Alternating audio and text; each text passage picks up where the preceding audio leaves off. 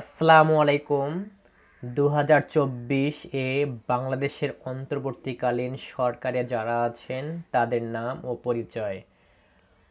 মুহাম্মদ শাহাবুদ্দিন বাংলাদেশের রাষ্ট্রপতি, মোহাম্মদ ইউনূস প্রধান উপদেষ্টা ও তিনি গ্রামীণ ব্যাংকের প্রতিষ্ঠাতা, সালেউদ্দিন আহমেদ উপদেষ্টা, সাবেক গভর্নর বাংলাদেশ ব্যাংক, আসিফ নজরুল ঢাকা বিশ্ববিদ্যালয়ের অধ্যাপক ও লেখক, আদিলুর রহমান খান সাবেক deputy attorney general, Hasan Arif সাবেক অ্যাটর্নি জেনারেল, তৌহিদ হোসেন সাবেক পররাষ্ট্র সচিব, সৈয়দা রিজওয়ানা হাসান আইনজীবী, শারমিন মুর্শিদ বাংলাদেশি আন্দোলন কর্মী, বিধান রঞ্জন রায় সাবেক পরিচালক জাতীয় মানসিক স্বাস্থ্য ইনস্টিটিউট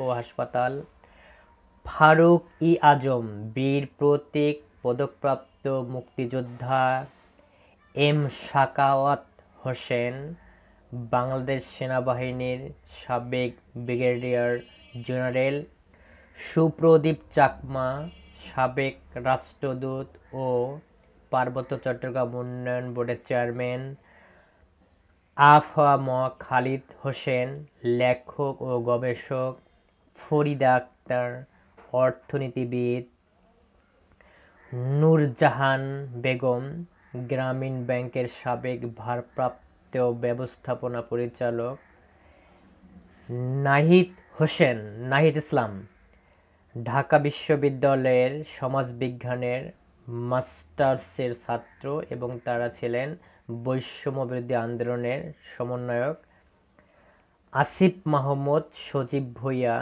ঢাকা বিশ্ববিদ্যালয়ের মাস্টার্সের ছাত্র এবং বৈষম্যবিরোধী আন্দোলনের সমন্বয়ক। সবাই ভিডিওটি শেয়ার করবেন। এরকম ভিডিও দেখার জন্য পাশে থাকবেন। আমরা চাই বাংলাদেশ আরও উন্নয়নের দিকে যাক। সবাই ভালো থাকবেন। খোদা হাফেজ।